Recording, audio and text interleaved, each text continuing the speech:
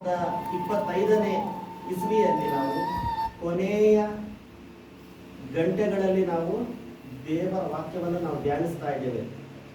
ಎಷ್ಟೋ ಜನರು 2025ನೇ ಇಸ್ವಿಯಲ್ಲಿ ಪ್ರಿಯರನ್ನು ನಾವು ಕಳೆದುಕೊಂಡ್ಬಿಟ್ವಿ. ಅವರು ಈ ಒಂದು 25ನೇ ವರ್ಷದಲ್ಲಿ ಅವರು 26ನೇ ವರ್ಷಕ್ಕೆ ಅವರು ಕಾಲಿಡಲು ಸಾಧ್ಯವಾಗಲಿಲ್ಲ. ಯಾಕಂದರೆ ನಾವು 26ನೇ ವರ್ಷವನ್ನು ಎದುರು ನೋಡ್ತಾ ಇದ್ದೇವೆ. 25ನೇ ಇಸ್ವಿಯಲ್ಲಿ ನಾವು ದೇವರು ನಮ್ಮನ್ನು ನಡೆಸಿದ್ದಾರೆ. ನಮ್ಮ ಎಲ್ಲ ಕಷ್ಟಗಳಿಂದ, ನಮ್ಮ ಎಲ್ಲ ಸಾಲಗಳಿಂದ, ನಮ್ಮ ಎಲ್ಲ ಅಪಘಾತಗಳಿಂದ ತಪ್ಪಿಸಿ ದೇವರು ಈ ಒಂದು ಸುಂದರವಾದಂಥ ದೇವಾಲಯದಲ್ಲಿ ನಮ್ಮನ್ನು ಇಟ್ಟಿದ್ದಾನೆ. ಅನೇಕ ಜನರು ನಾವು ಲೋಕದಲ್ಲಿ ನೋಡ್ಬೇಕಾದ್ರೆ ಎಲ್ಲರೂ ನ್ಯೂ ಇಯರ್ನ ಎಲ್ಲಿ ಮಾಡ್ತಾ ಇದ್ದಾರೆ, ಬೇರೆ ಬೇರೆ ಸ್ಥಳಗಳಲ್ಲಿ ಅವರು ಆಚರಣೆ ಮಾಡ್ತಾ ಇದ್ದಾರೆ, ಸೆಲೆಬ್ರೇಟ್ ಮಾಡ್ತಾ ಇದ್ದಾರೆ.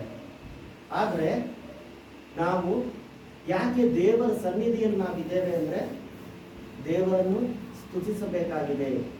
ದೇವರ ಒಂದು ಉದ್ದೇಶ, ನಾವೊಂದು ಪ್ಲಾಂಟನ್ನು ಹಾಕ್ತೀವಿ, ಒಂದು ಪಪ್ಪಾಯಿ ಪ್ಲಾಂಟ್ನ ಹಾಕಿದಾಗ ನಾವು ನಮ್ಮ ಒಂದು ನಿರೀಕ್ಷೆ ಹಣ್ಣಾಗಿದೆ, ಪಪ್ಪಾಯಿ ಬೆಳೀತಿದೆ ಅಂತ ನಾವು ನೀರು ಗೊಬ್ಬರ ಎಲ್ಲನೂ ಹಾಕ್ತೀವಿ, ಅದನ್ನು ಕೇರ್ ಮಾಡ್ತೀವಿ. ಆ ಫಲಗಳೇ ಅದು ಕೊಡಲಿಲ್ಲ ಅಂದಾಗ ನಾವೇನು ಮಾಡ್ತೀವಿ, ತುಂಬ ದುಃಖ ಆಗುತ್ತೆ. ನಮಗೆ ದುಃಖ ಆದಾಗ ಆ ಫಲಗಳನ್ನ ದೇವರು ಸಹ ನಮ್ಮಿಂದ ನಿರೀಕ್ಷೆ ಮಾಡ್ತಾರೆ. ನಮ್ಮಲ್ಲಿರುವಂಥ ಪ್ರೀತಿ ಹೇಗಿದೆ, ನಮ್ಮಲ್ಲಿರುವಂಥ ನಂಬಿಕೆ ಹೇಗಿದೆ, ನಮ್ಮಲ್ಲಿರುವಂಥ ನಿರೀಕ್ಷೆ ಹೇಗಿದೆ ಎಂಬುದಾಗಿ ನಮ್ಮನ್ನು ನಾವು ಈ ಒಂದು ಕೊನೆಯ ವರ್ಷದಲ್ಲಿ ನಾವು ಯಾರಿಗೆ ನಾವು ಸಹಾಯವನ್ನು ಮಾಡಿದ್ದೇವೆ ಅಂತ ನಮ್ಮನ್ನು ನಾವು ಪರೀಕ್ಷೆ ಮಾಡಿಕೊಳ್ಬೇಕಾಗಿದೆ. ದೇವರು ಈ ಒಂದು ವರ್ಷದಲ್ಲಿ ನಮಗೆ ಅದ್ಭುತವಾದಂಥ ಆಶೀರ್ವಾದಗಳನ್ನು ದೇವರು ನಮ್ಮ ಜೀವಿತದಲ್ಲಿ ಕೊಟ್ಟಿದ್ದಾನೆ. ಆದ್ದರಿಂದ ದೇವರು ಒಳ್ಳೆಯವನು, ಆತನನ್ನು ಸ್ತುತಿಸಿರಿ. ನಮ್ಮ ದೇವರು ನಮ್ಮ ಜೀವಿತದಲ್ಲಿ ಒಳ್ಳೆಯದನ್ನು ಮಾಡುವಾತನಾಗಿದ್ದಾನೆ. 1 ಥೆಸಲೋನಿಕ 5ನೇ ಅಧ್ಯಾಯ 16ನೇ ವಚನ ನೋಡಿ. 1 Thessalonians chapter 5 verse 16 to 18.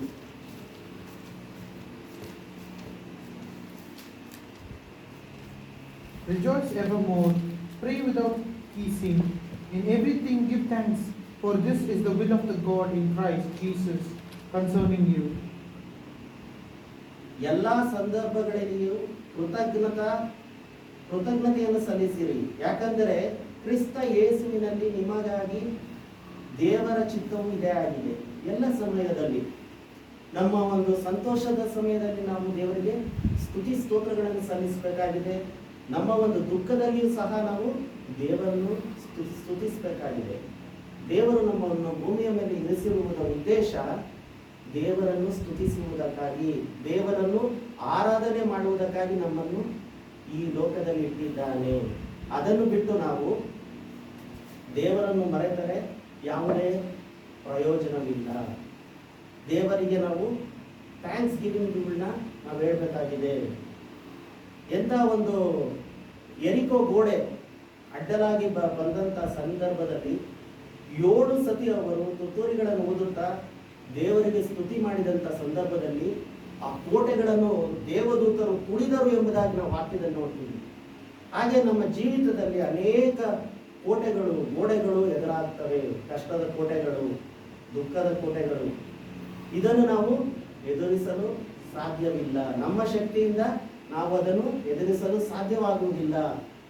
ದೇವರ ಮೊರೆಯನ್ನು, ದೇವರಿಗೆ ನಾವು ಪ್ರಾರ್ಥನೆಯನ್ನು ಸಲ್ಲಿಸುವಾಗ ದೇವರು ದೊಡ್ಡ ದೊಡ್ಡ ಕೋಟೆಗಳನ್ನು, ನಮ್ಮ ಎಲ್ಲ ಕಷ್ಟಗಳನ್ನು ದೇವರು ತುಳಿದು ನೆಲಸಮ ಮಾಡಿ ನಮಗೆ ಹೊಸ ದಾರಿಯನ್ನು ಆತನು ಸಿದ್ಧಪಡಿಸುವವನಾಗಿದ್ದಾನೆ. ಆದ್ದರಿಂದ ನಾವೆಷ್ಟೋ ಕಷ್ಟ ಸಂಕಟಗಳನ್ನು 2025ನೇ ಇಸ್ವಿಯಲ್ಲಿ ನಾವು ಅನುಭವಿಸಿದ್ದೀವಿ.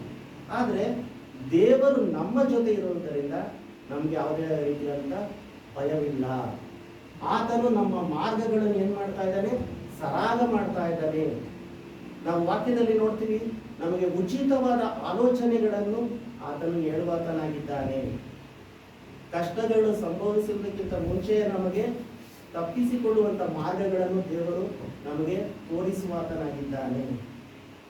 ಆದುದರಿಂದ ನಾವು ಸುಮ್ಮನೆ ಕಾಲವನ್ನು ವ್ಯರ್ಥವಾಗಿ ಕಳೆಯದೆ ಒಂದು ಸ್ಟೋರಿನ ನಾನು ನಿಮಗೋಸ್ಕರ ಹೇಳ್ತೀನಿ.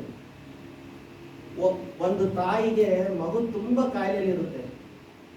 ಅವಾಗ ಪಾಸ್ಟ್ರು ಏನು ಹೇಳ್ತಾರೆ ಅಂದರೆ, ಅವಳು ತುಂಬ ವ್ಯಥೆ ಪಡ್ತಾ ಇರ್ತಾಳೆ, ಮಗುಗೆ ಆರೋಗ್ಯ ಸಿಗ್ತಾ ಇಲ್ಲ ಅಂತ ತುಂಬ ವ್ಯಸನವಾಗಿ ದುಃಖವಾಗಿರ್ತಾಳೆ. ಆವಾಗ ಪಾಸ್ಟ್ರು ಹೇಳೋಂಥ ಒಂದು ಮಾತು ಬೈಬಲ್ ವಾಕ್ಯದಲ್ಲಿ ನಾವು ನೋಡ್ತೀವಿ, ನೀನು ಸುಮ್ಮನೆ ಹತ್ರ ನಿನ್ನ ಮಗು ಗುಣ ಆಗೋದಿಲ್ಲ. ನಿನ್ನ ಒಂದು ಏನು ಹೇಳ್ತೀರ ನೀವು, ಪುಟ್ಟಿಲಿ ನಿನ್ನ ಒಂದು ಪುಟ್ಟಿ ತಲೆ ಮೇಲೆ ಹೊತ್ಕೊಂಡಿದ್ದೀರ, ಪುಟ್ಟಿನ ಸ್ತುತಿ ಸ್ತೋತ್ರಗಳನ್ನು ದೇವರಿಗೆ ಸಲ್ಲಿಸಮ್ಮ. ಸ್ತುತಿ ಸ್ತೋತ್ರಗಳನ್ನು ದೇವರಿಗೆ ಸಲ್ಲಿಸುವಾಗ ದೇವರು ಅದ್ಭುತಗಳನ್ನು ಸಾಧಿಸುವಾತನಾಗಿದ್ದಾನೆ. ನಾವೊಂದು ಚಿಕ್ಕ ಮಗುನ ನೋಡ್ತೀವಿ, ಅದು ಸುಮ್ಮನೆ ಕೂತ್ಕೊಂಡ್ಬಿಟ್ರೆ ನಮಗೆ ಅದಕ್ಕೇನು ಬೇಕು ಅಂತ ನಮಗೆ ಗೊತ್ತಾಗಲ್ಲ. ಆದರೆ ಆ ಮಗು ನಮಗೆ ಕರೆದಾಗ, ಅಪ್ಪ ನಂಗೆ ಊಟ ಬೇಕು ಇದ್ಬೇಕು ಅಂತ ಕರೆದಾಗ ನಾವು ಅದ್ರ ಕಡೆ ಲಕ್ಷ್ಯ ಕೊಡ್ತೀವಿ.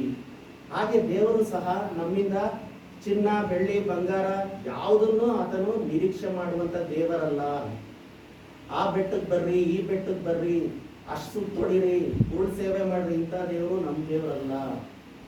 ನೀನು ಇರುವಂಥ ನಾವು ಬೈಬಲಿನ ವಾಕ್ಯದಲ್ಲಿ ನಾವು ನೋಡ್ತೀವಿ, ಇರುವಂಥ ಕೋಣೆಯಲ್ಲೇ ನೀನು ಬಾಗಿಲನ್ನ ಲಾಕ್ ಮಾಡಿಕೊಂಡು ನೀನು ದೇವರಿಗೆ ಸ್ತುತಿ ಸ್ತೋತ್ರಗಳನ್ನು ಸಲ್ಲಿಸು. ಅಲ್ಲಿ 2-3 ಇದ್ದಾಗ ನಾನು ನಿಮ್ಮ ಮಧ್ಯದಲ್ಲಿ ನಾನು ಇರ್ತೇನೆ ಎಂಬುದಾಗಿ ನಾವು ದೇವವಾಕ್ಯದಲ್ಲಿ ನಾವು ನೋಡ್ತೀವಿ.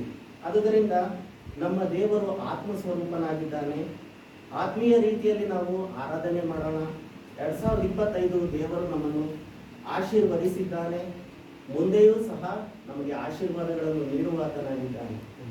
ಎಷ್ಟೋ ಜನರು 25ನೇ ವರ್ಷದಲ್ಲಿ ಇರಲಿಲ್ಲ, ನಮ್ಮ ಪ್ರಿಯರನ್ನ ನಾವೆಲ್ಲ ಕಳ್ಕೊಂಡ್ಬಿಟ್ಟಿದ್ದೀವಿ.